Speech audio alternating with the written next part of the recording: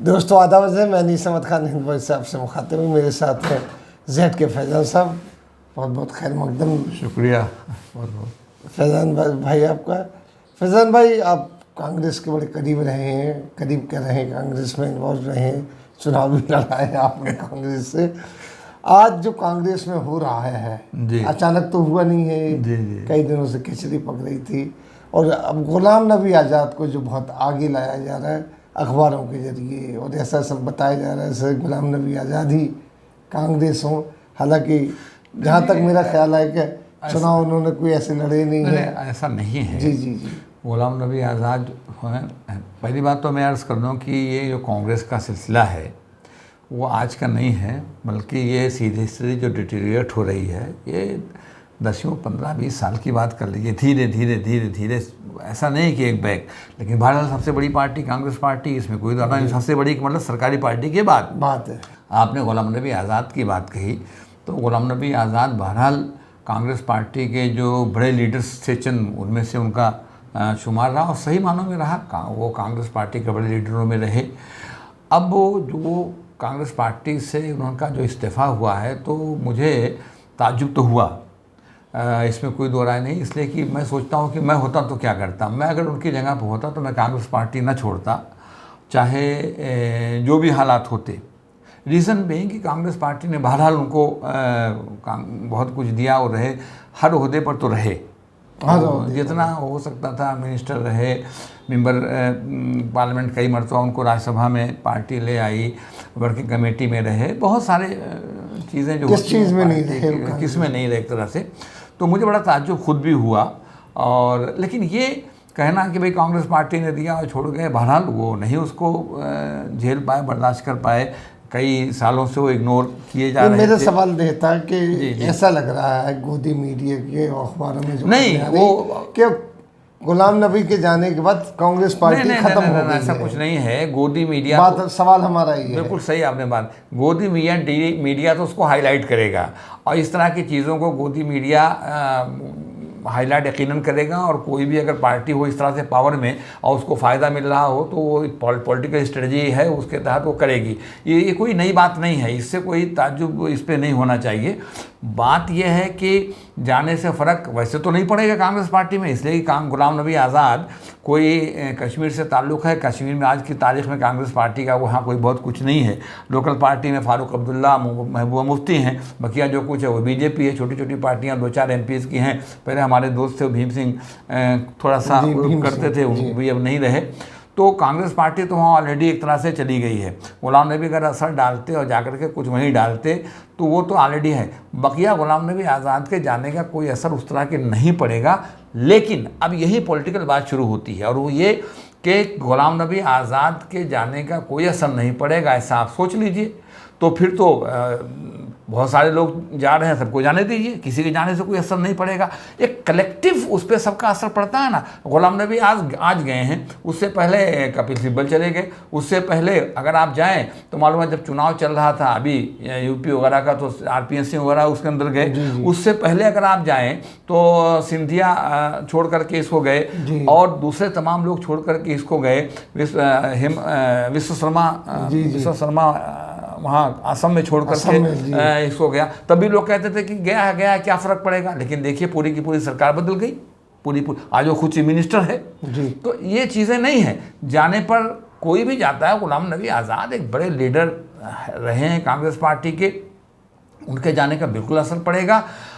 उससे एक मैसेज आता है ख़राब कि सब लोग छोड़ करके। सोचना क्या है, सोचना ये चाहिए कि गुलाम नबी ने अच्छी बात की। मैं उनका इंटरव्यू सुन रहा था, उन्होंने कहा भाई आप कांग्रेस पार्टी ने हमको सब दिया, ऐसा लोग कह रहे हैं, बात में वज़न है।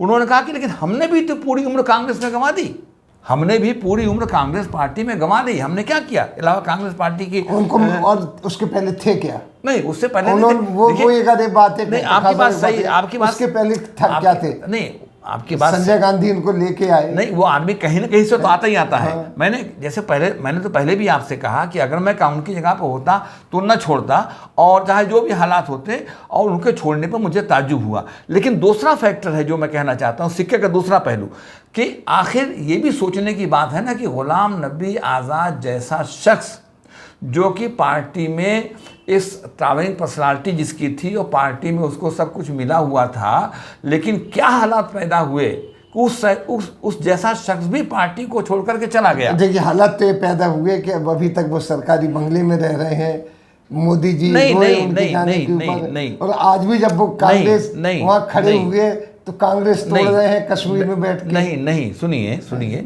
दो एस्पेक्ट है ना, दोनों को अलग करके देखिए। एक तो पार्टी इंटरेस्ट में और पार्टी का रवैया क्या है, पार्टी कैसे काम कर रही है, और क्यों गुलाम नबी आज़ाद निकल करके गए, क्यों जाना पड़ा, जो भी कह लीजिए आप।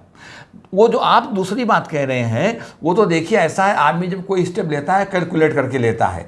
वो Ghulam Nabi Azad is not a फूल कि मतलब कोई उस तरह के एक हैं, वो मैनिपुलेटर बहुत बड़े रहे हैं। भाई देखिए सिब्बल छोड़ के चले गए, सिब्बल भी गुलाम नबी आज़ाद जैसे। सिब्बल को राज्यसभा मिल गई, राज्यसभा तो मिल गई, लेकिन उनका कोई ऐसा बेस तो था नहीं। बिल्कुल बेस नहीं था, ऐसा नहीं। अच्छा गुलाम नबी आज़ाद का क्या बेस है बताइए। ऐसा नहीं, आप गुलाम नबी आज़ाद की तारीफ कर रहे हैं, मैं तो तारीफ नहीं कर रहा, गुलाम नबी आज़ाद का बेस क्या है? मैं तारीफ नहीं कर रहा हूँ। इतने साल से गुलाम नबी आज़ाद साइड थे जी, कांग्रेस में ही साइड नहीं। अब यही तो आप सुनना नहीं चाह रहे हैं ना। जी। मैं आपसे ये कह रहा हूँ, गुलाम नबी आज़ाद गए तो उनको कैलकुलेट किया, उन्होंने कैलकुलेट करके ही वहाँ पर वो गए हैं, और कैलकुलेशन में बहरहाल कोई ना कोई बात तो है। आप बंगले की बात कर रहे हैं, सियासत में ये सब चीज़ें माने तो रखती हैं मगर छोटी हो जाती हैं ऊपर आकर के।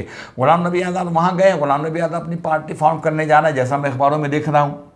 और अब वो पार्टी फॉर्म करेंगे, उनके 10 MLA आए, 5 MLA आए, 4 MLA आए। उसके बाद ऐसा हो सकता है, क्योंकि इंटरनेशनल पॉलिटिक्स इन्वॉल्व है कश्मीर में। कश्मीर वो सूबा नहीं है जो दूसरे सूबों की तरह आप उसको करके देखें, तो कश्मीर जो है उसका एक इंटरनेशनल उसकी एक हैसियत है। यूनाइटेड नेशंस में आप कुछ भी कहें, उसका आखिरकार केस तो पेंडिंग ही है, वो इंटरनेशनल पैमाने पर उसको देखा जाता है।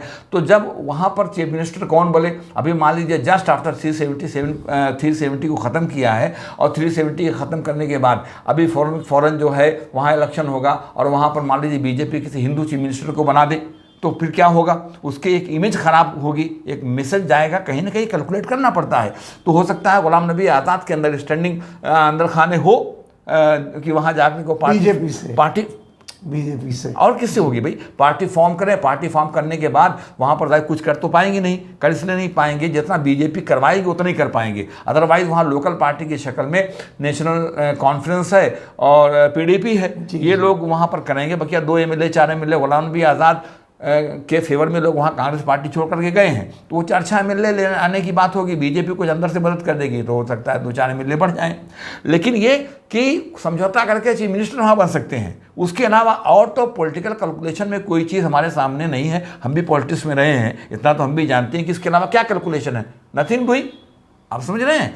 तो ये जो चीज़ है, दूसरी बात जो आप कह रहे थे ना, वो जिसको मैं कहना चाहता था आपने किनारे किया, कि ये सोचने की बात है कि गुलाम नबी आज़ाद जैसा आदमी भी क्यों छोड़ कर के चला गया। कपिल सिब्बल गए तो मुझे कोई वो नहीं, कपिल सिब्बल को राज्यसभा चाहिए था, वो बिल्कुल नहीं। गुलाम नबी आज़ाद उस तरह से लीडर तो नहीं थे, मास लीडर, लेकिन फील्ड के आदमी ज़रूर थे। भाग दौड़, ये वो मैनिपुलेट करना, जोड़ तोड़ करना, ये पॉलिटिकल कंसिडरेशन इसके होते हैं। कपिल सिब्बल में तो कुछ भी नहीं, ही सिंपली ए लॉयर। जी। और वहाँ वो कांग्रेस पार्टी ने उनको लाके वहाँ पर पहुँचा दिया था। अब उनको मेंबरशिप उनकी ख़त्म हो रही, मेंबरशिप उनको मिल गई, लेकिन कांग्रेस पार्टी की गलत नीतियों की वजह से ही कैप्टन अमरिंदर सिंह चले गए। तो वो अमरिंदर सिंह गए, उन्होंने कौन से क्या उखाड़ दिया? नहीं, पंजाब में क्या कर पाए? नहीं, आपका तो नुकसान कर दिया उन्होंने। क्या नुकसान किए? अरे मैं ये मानता हूं आज, और बड़े मैं वसूख से बात कर सकता हूं, अगर इस मजाकिया सिद्धू के चक्कर में ना आए होते और सिद्धू के कहने पर ना चले होते, मैंने तो दसियों मेरे ट्वीट्स मौजूद हैं कि ये पार्टी को सर्वनाश करेगा, ये पार्टी को ख़त्म करेगा, ये पार्टी को ले डूबेगा, इसको निकाल देना चाहिए। मगर वो पता नहीं प्रियंका के यहाँ घुसा हुआ था कि राहुल गांधी के यहाँ घुसा हुआ था, वो बहरहाल उसको छत्र छाया में था, और वो अपना आखिरकार कैप्टन अमरिंदर सिंह को छोड़ के जाना पड़ा। कैप्टन अमरिंदर सिंह की सियासी चाल गलत हो गई, वो एक अलग मसला है, लेकिन छोड़ करके जाना पड़ा उसके चक्कर में, जोकर के चक्कर में, और जोकर आज जेल में है। तो पार्टी तो आपकी वहाँ पर ख़त्म हो गई एकदम। ये मैं कहना चाहता था। अब क्या है अनीस साहब कि कांग्रेस पार्टी जो है वो एक दिन में हालात ख़राब नहीं होते। आज कांग्रेस पार्टी में क्या है, कांग्रेस पार्टी में 2.5 पावर सेंटर है। 2.5 का मतलब आप समझ रहे हैं, आधी प्रियंका वो सोनिया गांधी है। सोनिया गांधी पार्टी की वर्किंग प्रेसिडेंट है, उससे प्रेसिडेंट भी थी, तब भी उनकी कोई चलती वलती नहीं थी। फैसला वो गुलाम नबी आज़ाद ने बिल्कुल सही बात कही कि फैसले जो हैं वहाँ राहुल गांधी देते हैं, और राहुल गांधी के फैसले जो हैं वो उनके गार्ड्स और उनके प्राइवेट सेक्रेटरीज जो हैं वो लेते हैं। और ये बड़ी तल्ख बात है जो मैं कहने जा रहा हूँ भाई मुझे, कि यूपी में क्या हो रहा है, या यूपी क्या है, प्रियंका गांधी तो नेशनल लेवल पर काम कर रही है ना, पीपी की इंचार्ज है, वो अलग मसला है कि प्रियंका गांधी क्या हो रहा है कि प्रियंका गांधी का अभी चुनाव हुआ है। इसके अंदर मेरी इत्तनात है कि कहने को तो मायावती बदनाम रही है, मगर इनके यहाँ प्रियंका ने तो कुछ नहीं, लेकिन प्रियंका के बिहार पर लेने वाले वहाँ पर उनके सेक्रेटरीज और उनके तमाम लोग मौजूद थे जिन्होंने पैसा लेकर के टिकट दिया, उहदे दिए। पार्टी ऐसे थोड़ी चलती है कि दोनों सिक्के आप देखिए ना, गुलाम नबी आज़ाद की खास बात नहीं है अकेले, बल्कि कैसे कैसे पार्टी धीरे धीरे उसकी तरफ बढ़ रही है। लोग पार्टी को छोड़ करके चले जा रहे हैं। नितिन क्या कहते हैं यहाँ पर, वो क्या कहते हैं जितिन क्या कहते हैं जितिन प्रसाद यहाँ पर छोड़ करके गए। उससे पहले पूरी लंबी लाइन है, लोग छोड़ के चले जा रहे हैं। राहुल गांधी क्या फैसले वो लेते हैं, प्रियंका गांधी क्या फैसले लेते हैं। एक सेंटर प्रियंका गांधी का है, एक सेंटर राहुल गांधी का है, और आधा सेंटर सोनिया गांधी का है। ऐसे थोड़ी चलता, फैसला पार्टी नहीं ले पाती किसी इशू के ऊपर। लेते अध्यक्ष का अभी मसला आया है, और अब जो है अध्यक्ष के ऊपर फैसला लेने जा रहे हैं। फैसला जो कोई ले, लेकिन मैं बता रहा हूँ अंदर खाने की बात है कि राहुल गांधी फैसला लेंगे, राहुल गांधी उसके सर्वे सरवा रहेंगे, राहुल गांधी सब कुछ कहेंगे। तो ये ऐसे पार्टी नहीं चलती, समझा आपने? चलिए, ये मैं खाली कहना चाहता था। देखिए आगे क्या होता है, लेकिन जो हो रहा है अच्छा नहीं हो रहा है। मैं खाली एक बात कहना चाहता हूँ अनिल साहब कि कांग्रेस पार्टी भारतीय जनता पार्टी के मुकाबले में सबसे बड़ी पार्टी हिंदुस्तान में है। मरा हुआ हाथी भी 9 लाख का होता है। अभी कांग्रेस पार्टी मर भले गई हो, लेकिन उसकी बॉडी पड़ी हुई है 9 लाख की। लिहाजा कांग्रेस पार्टी को अपने जो उसके पुराने उसूल हैं उस पे कांग्रेस पार्टी को बड़ी मजबूती से चलना होगा। ये बोलने से, इससे, उससे वो तो ज़रूरी है, आप करते रहिए, ट्वीट करते, ट्विटर पे आप एक्टिव रहिए, फेसबुक पे एक्टिव रहिए, उस पर एक्टिव रहिए, लेकिन आपको हिंदुत्व के खिलाफ मजबूती से लड़ना पड़ेगा। हिंदुत्व के खिलाफ भी लड़ना पड़ेगा, और अक़लियतों की हिमायत में, ख़ासकर मुसलमानों और क्रिश्चियंस वगैरह की हिमायत में आपको खड़ा होना पड़ेगा। आप इससे मुंह मोड़ के काम करेंगे तो आपकी पार्टी सर्वाइव। चलिए, बहुत बहुत शुक्रिया आपका। इसी के साथ हम आपसे लेते हैं विदा।